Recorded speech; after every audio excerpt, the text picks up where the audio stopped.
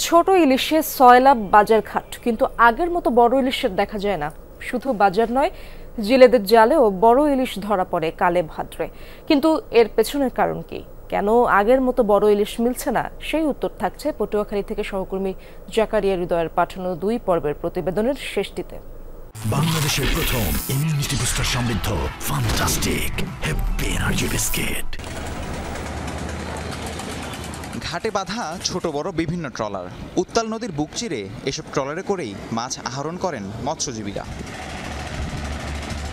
একসময় ভরা মৌসুমে জালে ধরা পড়ত বড় ইলিশ, এখন তা সুদূর অতীত। বেশিরভাগ সময়ই ছোট ইলিশ নিয়ে ফিরতে হয় জেলেদের। বড় ইলিশের দেখা মেলে কালে ভদ্রে।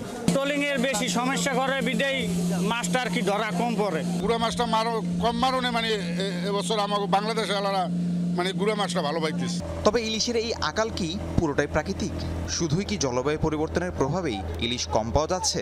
কাঠবডিগুলো এইগুলো হলো একেবারে উপরে আইসিয়া ট্রলিং করার পর যে গুঁড়া মাছগুলো সব মেরে ফেলে তার সেই জন্য মাছের প্রজনন হারটা কম হয়ে গেছে।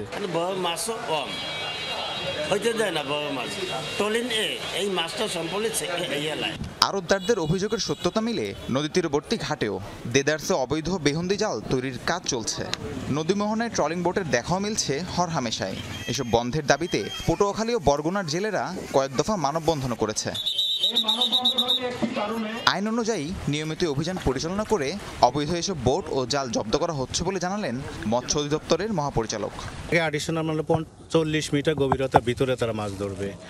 এই জায়গাতে কিন্তু এই ট্রল রুটার লাগানো নিষেধ, অবৈধ। সামুদ্রিক আইন 2020 এই ধারা অনুযায়ী আমরা আমাদের অভিযান, মোবাইল কোড এবং বিভিন্নভাবে আপনাদেরকে মোটিভেশনাল ওয়ার্ক যেটা করা আমাদের চেষ্টা অব্যাহত থাকে। ইলিশ রক্ষায় ট্রলিং বোট ও বেহুন্দি জাল নিষিদ্ধের পাশাপাশি গবেষণা করে মা ইলিশের প্রজননের পথ বাধাহীন করার দাবি মৎস্যজীবীদের।